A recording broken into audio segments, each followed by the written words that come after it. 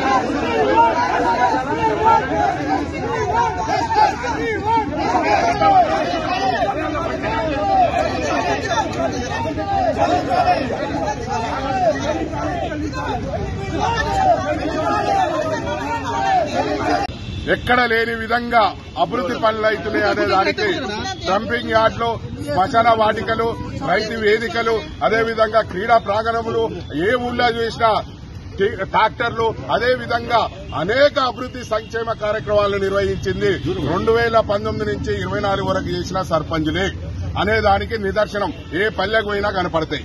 కాబట్టి అనేకమైన ఇబ్బందులతో సర్పంచులు అనేక మంది అప్పు సప్పు చేసి గ్రామాలను అభివృద్ది చేస్తే ఇవాళ మేము సంవత్సరం కాలం పాటు ఈ ప్రభుత్వం చుట్టూ మా బిల్లులు అని అడుక్కునే విధంగా మేము తిరుగుతున్నా గానీ ఈ ప్రభుత్వం స్పందిస్తలేదు.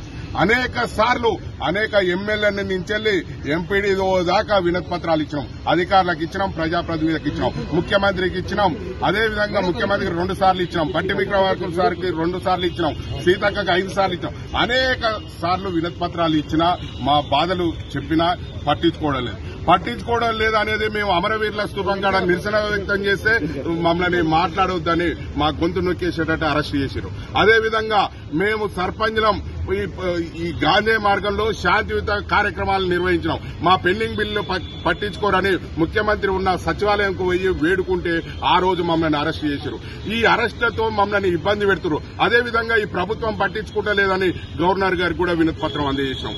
ఆయన నెల రోజులలో వస్తుందన్న పట్టించుకోలేదు. అదేవిధంగా అనేక సార్లు వినతి పత్రాలతో మేము అనేక సార్లు గాంధీ మార్గంలో మేము వినతి పత్రాలు ఇచ్చినా ఈ ప్రభుత్వం పట్టించుకోవట్లేదు. అంటే హైదరాబాద్ నగరంలో బంజరాయిస్ లో ఒక మైమగల్ల తల్లి, పెద్దమ్మ తల్లి దేవాలయం ఉంది. ఆ దేవాలయం కన్నా ఈ మనసు గరగాలి, మా పెండింగ్ బిల్లుల మీద ఈ ముఖ్యమంత్రి మనసు గరిగి మా బిల్లులు ఇవ్వాలని వేడుకుంటా పోతే కూడా అక్కడ కూడా మమ్మల్ని అరెస్ట్ చేశారు. అంటే దేవుణ్ణి ముక్కడం కూడా మమ్మల్ని అరెస్ట్ చేశారు. అంటే శాంతియుతంగా గాంధీ మార్గంలో మేము అనేక సార్లు మొరపెట్టుకున్నా మా బాధలు వింటలేరు. ఇవాళ చెలో మాకు అసెంబ్లీ నడుస్తుంది, ఈ అసెంబ్లీకి వెళ్లే మా ఎమ్మెల్యేలు, మంత్రులు మా గోడు వినాలని ఒక వినతి పత్రాలు అందజేద్దామని ఈ రోజు అసెంబ్లీ దగ్గరికి వస్తే అసెంబ్లీకి మేము ఏదో బయట దేశం నుంచి వచ్చే టెర్రరిస్ట్ లాగా, దొంగల్లాగా మమ్మల్ని పోలీసులు చుట్టుముట్టి మమ్మల్ని అరెస్ట్ చేస్తున్నారు. ఈ అరెస్టులతో, నిర్బంధాలతో ఈ మమ్మల్ని మా బిల్లులు ఇవ్వకుండా అడ్డుకోవడం ఎంతవరకు ఈ ప్రజాప్రభుత్వానికి, ప్రజాపాలనలో కాబట్టి ఇవాళ మా పరిస్థితి, మా సమస్య ఇవాళ అసెంబ్లీలో తాడో పేడో ఈ ప్రజాప్రతినిధులు పరిష్కరించాలి.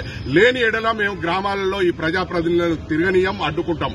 అదేవిధంగా మేము చేసిన అభివృద్ది పనులు ఉన్నాయి గ్రామాలలో, మేము అధికారులను కూడా అనేక సార్లు మేము అడ్డుకోవడానికి మేము సిద్దం పడుతున్నాం. కాబట్టి మా పెండింగ్ బిల్లులు ఇచ్చే విధంగా ఈ ప్రభుత్వం చూడాలి. ఇవాళ మా కుటుంబాల్లో అందరి కుటుంబాల్లో వెలుగు నింపాలి మా బిల్లులు ఇచ్చి.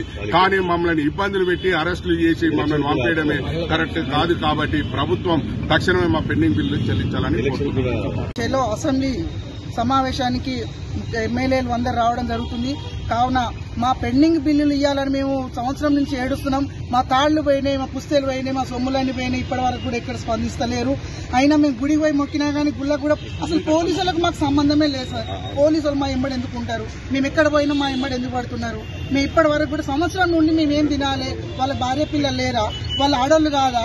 వాళ్ళ కుటుంబం లేదా? వాళ్ళ ఊర్లోకి వెళ్ళి పుట్టలేదా? ఇవాళ ఊర్లలో పోయి చూస్తే ప్రతి ఒక్క అభివృద్ధి కనబడుతున్నది. ఇవాళ ఊర్లలోకి వెళ్ళి వస్తే ప్రతి ఒక్కరు కనబడుతుంది. మీరు ఏ రూట్స్ రేపు ఎలక్షన్లోకి వస్తారు? నా బిల్లులు చెల్లించేదాకా మేము సర్పంచ్ ఎలక్షన్ పెట్టనీయము. ఫస్ట్ ఆఫ్ ఆల్ మా బిల్లుల సంగతి ఏంది సార్? మేమేం చేసుకొని బతకాలి? మా పెన్షన్ల సంగతి ఏంది? ఎమ్మెల్యేలు దుమ్ము పట్టిపోతున్నాయి సార్. మా ఎమ్మెల్యేల ప్రకారం చేయండి సార్. మా చేసిన పనికి ఇవ్వండి సార్. మీరు అక్రమంగా అడుగుతలేదు కదా సార్. మీ సంవత్సరం గెలిచిండ్రు, ఏ పథకం కూడా లేదు. కనీసం సర్పంచులు గుర్తుకొస్తలేరా?